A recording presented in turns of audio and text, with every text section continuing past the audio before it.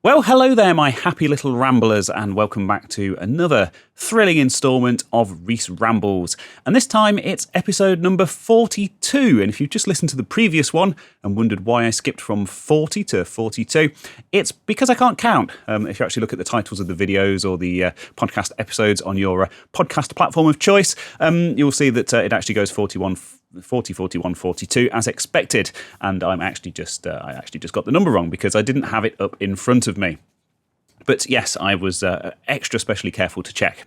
And for the benefit of the audio listeners once more, I am once again in the studio, and the reason for that is exactly the same as last week. All my stuff was already here and I couldn't be bothered to take it home. I wanted to come here to upload my latest video, the one I was talking about last week that I was working on. I have finished that during the week, loads and loads of filming and editing. It's a really long one. It's getting on for like 40 minutes long. And it's a really comprehensive review of the Atari 2600 Plus, which is the new mini console from Atari, which is of course based on their classic 1977 2600. And should I spoil it? Yeah, let's spoil it, because if you're the kind of person that watches the videos, you're going to watch it anyway. And if you're not, then you're not. But spoilers, yes, I like it. I like it a lot. That's all I'm going to say. I actually think it's worth the money. It's not perfect. You know, there's a lot of stuff it could have done that it doesn't do. I think some of that, would have led to it being quite a bit more expensive, and then nobody would have bought it. But it just looks really cool, and it's really solidly built. And even if I never play any games on it, it will look really cool amongst my other Atari 2600 sat on the shelf. And if you think about it, I mean, this is about 100. Less. I think they're just around £100-ish.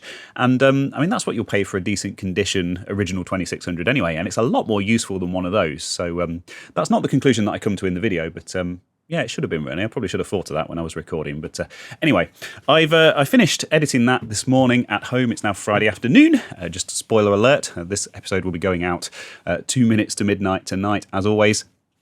And I finished editing that episode this morning. I thought maybe there'd be some stuff that I'd have to pop over and re-record and get some other B-roll shots and stuff. But actually, it all came together really nicely with the stuff that I already had. So really pleased with that. And yeah, I came here to upload it, and it is freezing. Evidently I don't get any residual heat from any of the surrounding offices here, and I had to put the aircon on as I usually do. But it's absolutely freezing. Now, I've only been here a few minutes, and it's kind of starting to warm up. But the weather bomb that I was talking about in the previous instalment last week has hit the UK. No snow here. We're kind of right in the middle in the Midlands, right in the middle of the country, and we don't really get the extremes of weather that kind of the extremities of the country get. All the the snow and stuff that they get up north, and the big storms and flooding and stuff that they get down south. And it's quite moderate here, quite temperate. But I'm pretty sure we will be getting snow at some point in the near future. And of course, I've also given the ducks some extra bedding and whatnot to hopefully help keep them warm. So, another thing that showed up today was some small rig lights. I don't know if you're watching this on video, you'll see that my face is quite bright, and I think it looks okay on the preview, but as kind of mentioned, I'm a little bit rushed because of this.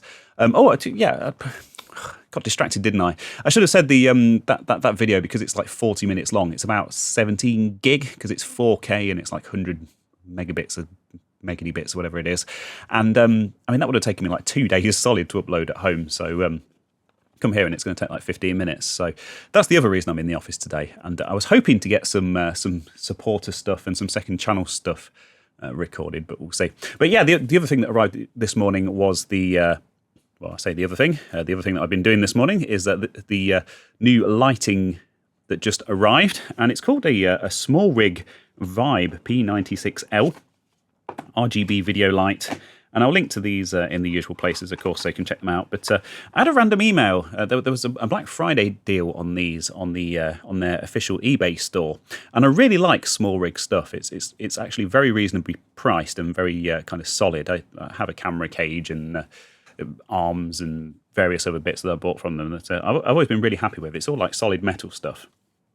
And they had like a Black Friday, Cyber Monday deal, so I thought I would grab a couple of those. And I can use those. Not only can I very conveniently slap one on the top of my camera, which I couldn't do with my previous LED panel lights because they're big.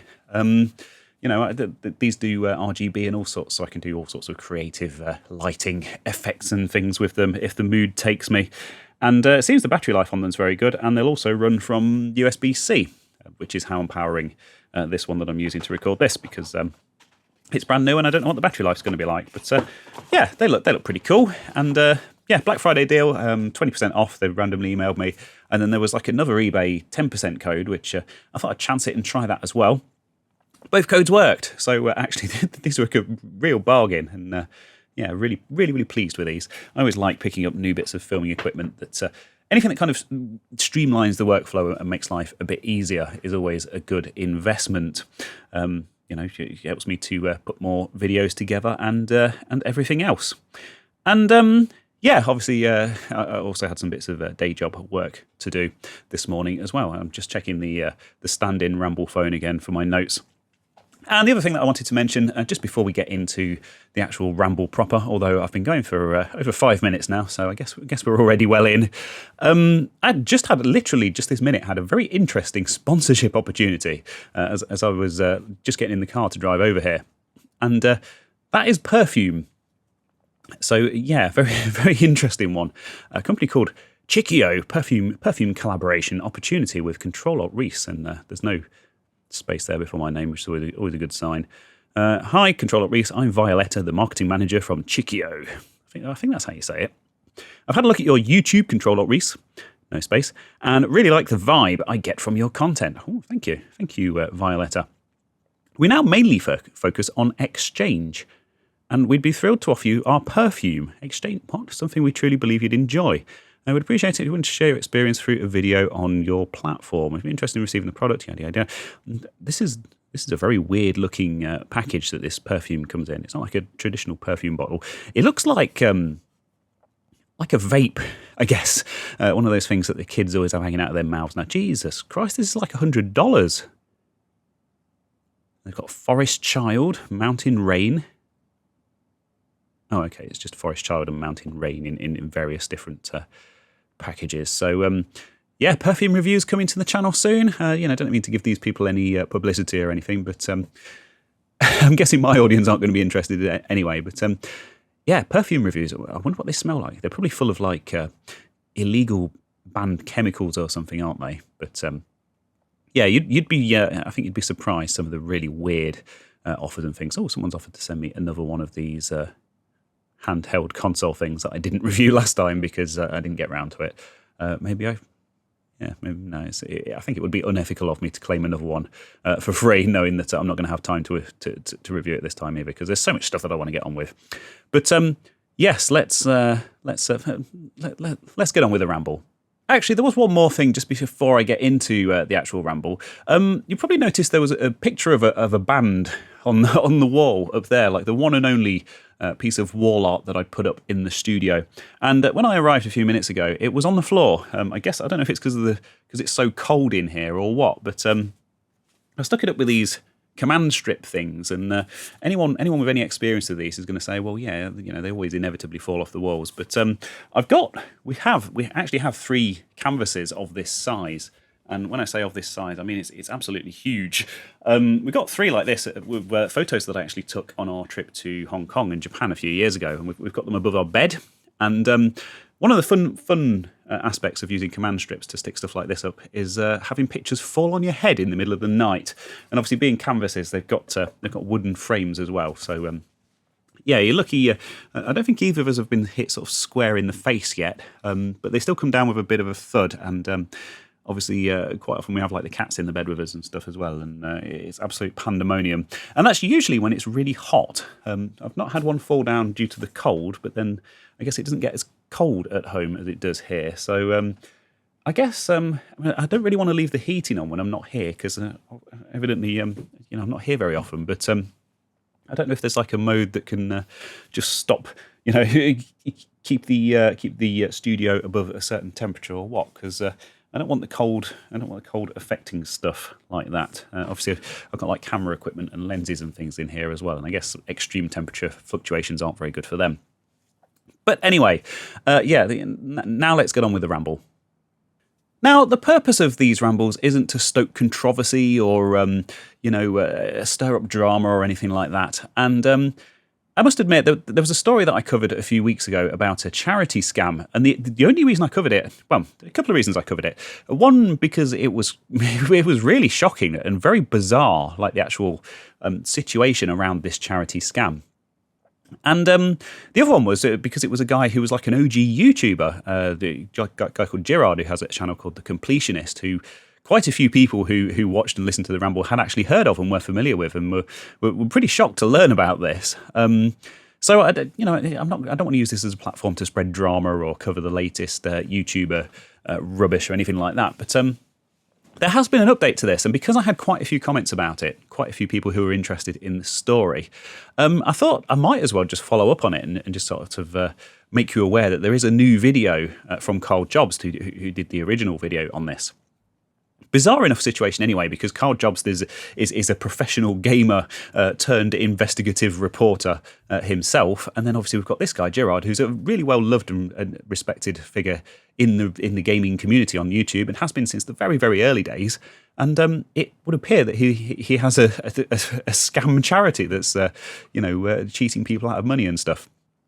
But yeah, there's look. All I'll say is that there has been a new development. There's a charity golf tournament that this charity runs every year, and basically people have kind of looked at the sponsor fees for this tournament and looked at some of the names of some of the big companies that sponsor it, and basically looked at the charity's accounts, their public accounts, and come to the conclusion that none of this adds up. That basically they've not accounted for it, and this has been going for much longer than the actual charity that was involved in the original the original revelations. And now it seems that actually they've got this other avenue of kind of scamming people out of money using a fake charity, and still this guy and his brother who run this charity haven't said anything at all publicly. They haven't, been on social media. They haven't put out any videos. They've literally said absolutely nothing. There's been some rumblings that there might be an official statement on the way. But the only reason I mention it is the whole thing is just really bizarre, and it was bizarre enough as it was. But now with this latest development, it's just like really weird just how deep this rabbit hole goes. But I thought I'd make you aware that there's a second Carl Jobst video covering this situation. If you found the first one interesting when I talked about it a couple of weeks ago, there's now a golf tournament that's also diddling people out of their money in the name of charity. Allegedly. There's also quite a big group of people who have but they're basically trying to put like a lawsuit together, like a class action thing, saying that the money was obtained. People who've donated and saying that the money was obtained from them fraudulently, and they donated it in the belief that they were giving money to charity, and now it turns out that it would seem that they're not. So that's another new development. So the whole thing's just it's getting crazier and crazier. And I know there's been a lot of YouTuber drama and other stuff going on, and stuff that you probably won't be familiar with and won't care about. But yeah, this one's quite close to home with just the community that it's kind of concerning, and the guy whose face is on it. So who knows how it's going to develop. But I guess now I've covered the first video and the second video, I'm in a position where I'll keep you updated. But interesting, very interesting and befuddling developments. I'll link to that stuff in the usual places, of course. That's a bit better. It's actually starting to get warm in here, which is nice.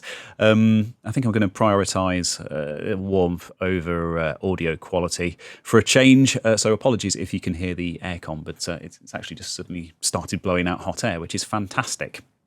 Very well received, but still not quite ready to take my jumper off. But nearly. You never know. But anyway, in much happier YouTube retro gaming news this week, if you move in the same sort of circles as I do, and I don't see why not, if you're a regular viewer / listener to the old Reese stuff, then you'll probably be familiar with a channel called Amigos Retro Gaming. And this is a channel that's run by a couple of guys from West Virginia, and they're a real laugh. They're, even though they predominantly cover Amiga stuff, and of course I was, I'm on the other side. I'm the Atari ST guy, but all their stuff is really entertaining, and they're really funny guys. And I've been. They do a charity live stream every year called Amigathon, which I've been involved with a few times now, and I've actually put videos together to send over for them to show on the live stream. And really great bunch of guys. And when I heard that John, one of the Amigos, or Boat as he's known, was coming over, and I've been chatting to John for quite a long time, and I've been a patron of theirs, and he's even done like bits of voiceover for videos of mine, like the Atari Video Music one that I did a few years ago. He was the voice of one of the engineers that worked on the Atari Video Music. Did a very funny little clip for me about Atari engineers smoking weed in the office. And this was before like the 50th anniversary thing came out, which had all the interviews with them and all of that stuff. And he did a fantastic job as my token American. But he was actually in the country last weekend, which is what I was getting to. He visited the cave, Neil RMC's little studio space, and of course, when I heard that he was going to be in the country, I really, really wanted to actually meet him in person. Finally, after having chatting to him and watching his stuff online for so long. So, of course, I had to go down there, and it was great. It was a really fantastic day. He's a really, really lovely guy in real life, as you might expect. They recorded a live episode of the Amigos from the cave, and I was there in the audience, so I'll be in the video, or at least you'll see the back of my head. I did chat to Aaron at one point. I'm not sure if that will make it into the video. Probably not. I was just complimenting him on his review of Rock and Roll Clams on the Atari ST, which was hilarious because it's a notoriously terrible game. And of course we did the usual cave things, and I'm just looking at some of Neil's pictures here that he's put on Twitter. Went out for dinner afterwards with everyone, and we had a really good laugh. Drank far too much. Explained to both the intricate workings of British central heating systems, which he seemed to find absolutely fascinating. Apparently, central heating doesn't work the same way in America as it does here. The stuff like combi boilers and like radiators are basically unheard of. Someone's going to tell me down in the comments that that's wrong, and it's just West Virginia that's backwards, and they all live in like wooden shacks or whatever. But that was kind of towards the end of the night. So, but really, really great bunch of guys to hang around with, of course, as always.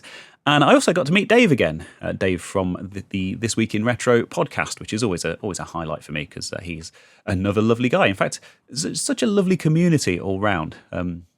Such a bunch of great people.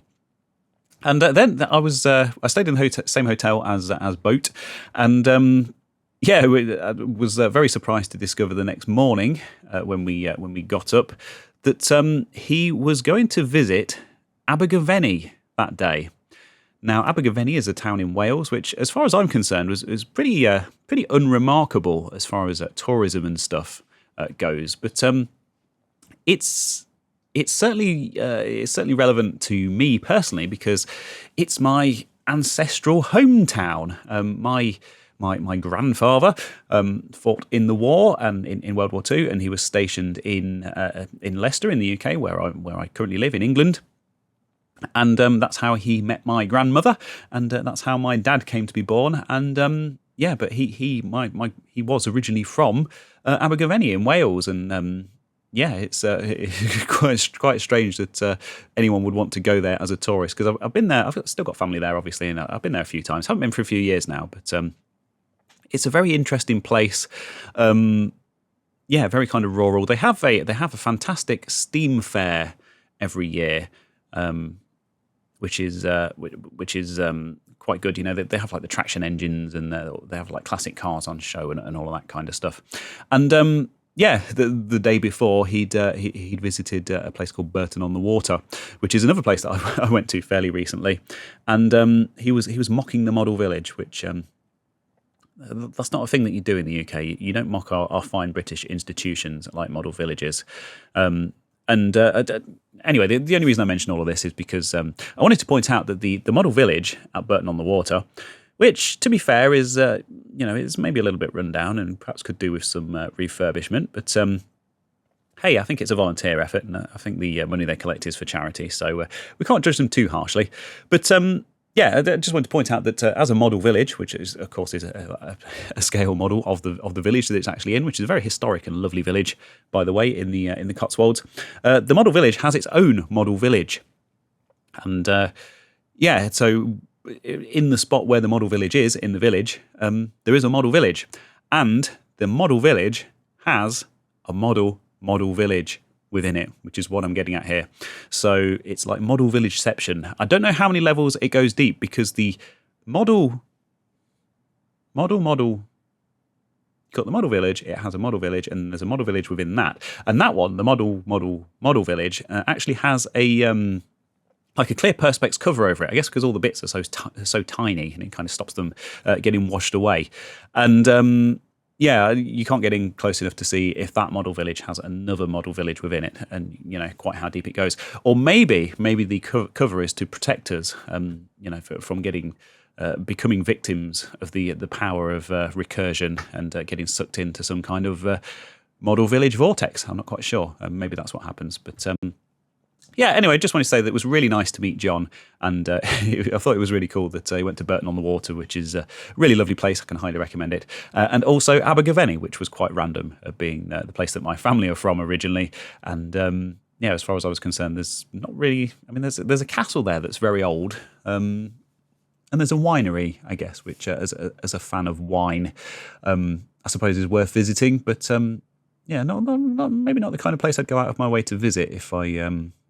if I didn't have that connection to it. But anyway, yeah, lovely to meet Boat, and yeah, I'll link to Amigos and all that kind of stuff. And once that, I'll try to remember. I'll probably forget, but if you're listening to this, a few days after it's come out, you might want to search for it. But I'll link to Amigos down in the usual places, and also, of course, there's that episode that they recorded that has the back of my head in it that you might be interested in, talking all about.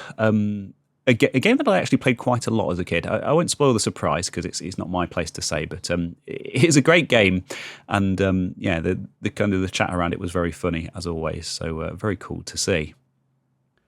And finally, after all that personal stuff and my ramblings about being cold and about the studio falling apart because of the cold and about coming here to upload my videos because the internet's so much faster, which you already knew because I talk about it every week, I thought I would talk about some actual gaming news this week. And this is a biggie. This is there's been some really big and exciting developments in the world of gaming, and not even retro gaming. This is this is current gen stuff, and this is a real game changer as far as the gaming world is concerned.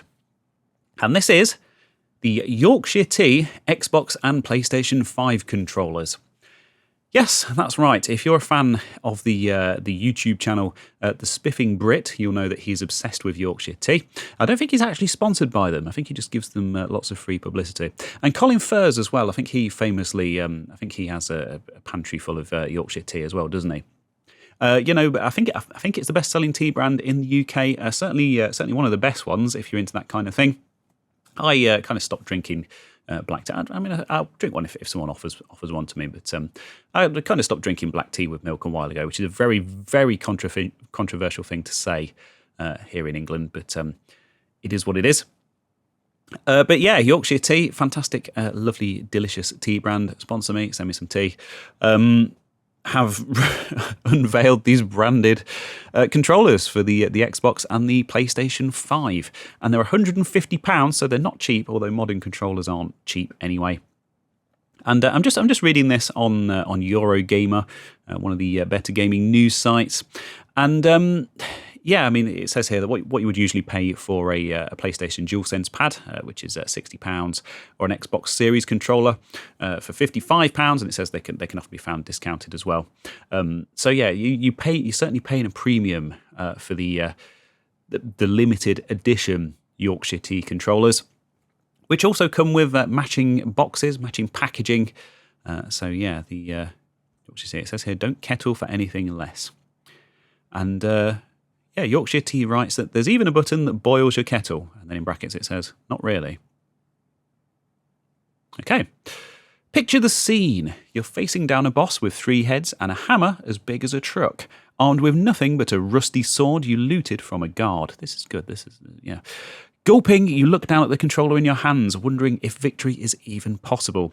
And you see it. The reassuring branding of your favourite tea. Yes, you say to yourself, I can do this. You begin the fight and are immediately one-shotted. You're clearly way too low level for this area. On behalf of Yorkshire Tea, we would like to apologise for this and any other in-game mishaps caused by the powerful feeling of self-belief our controller will fill you with. Yeah. And it says here that this isn't the first gaming collaboration that Yorkshire Tea has dipped its toe into the freshly boiled waters of. Back in 2016, the brand sold a limited number of Dark Souls 3 tea to raise money for charity Special Effect. And there you go, there's a picture of the box there that says Dark Souls tea on it. But yeah, weird development there. But if you're a huge fan of Yorkshire Tea, or you're looking for a rather pricey Christmas gift for the Yorkshire Tea fan in your life, who also happens to be a gamer, yeah, I guess this is an option for you. Obviously, I'll link to it down in the usual places for you. And I can only assume that the Spiffing Brit's going to get one and do a video on it at some point as well, because he does love his tea. So yeah, that's the retro gaming news for this week, or current gen gaming news. But let's do the outro. I got stuff to do this afternoon. So there we go. That's the second ramble from the new studio with the new lighting setup. Everything's coming together rather nicely.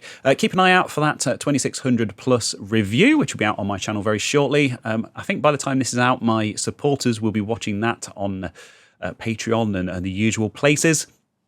It's a longer one, so set aside some time for it, but it's really in-depth, and I'm actually really pleased with how it came together. It's not like me to do longer videos, partly because I don't tend to watch them, although I'm finding myself watching them more and more just lately. But also because I was quite limited with, I like stuff to be like super shiny 4K high bitrate stuff, and I just had no way of uploading it before. So if it goes down well and it's well received with my audience, I will certainly start doing some longer stuff. Don't get me wrong, I'm going to be doing the concise history videos and things that I've always done. But it's nice to have that option to do stuff that's kind of a bit freeform and give me a bit more time to kind of explore things in a bit more detail. So interesting developments for the channel. I hope you've enjoyed the ramble. I will link to all of the stuff down in the usual places. I've said that so many times this time, but whatever, it's my thing. If you want to check out my band Titan that I was in 10 years ago with my good friend Sam. There's Sam's kind of hiding in the background somewhere. I'll link to the YouTube channel for that as well, and you can watch me playing bass at a local music festival if you want to laugh. We were actually quite good, if I do say so myself. We won like competitions, and we played festivals, and we supported OPM when they played in Leicester. You remember their song "Heaven Is a Half Pipe"? No, okay.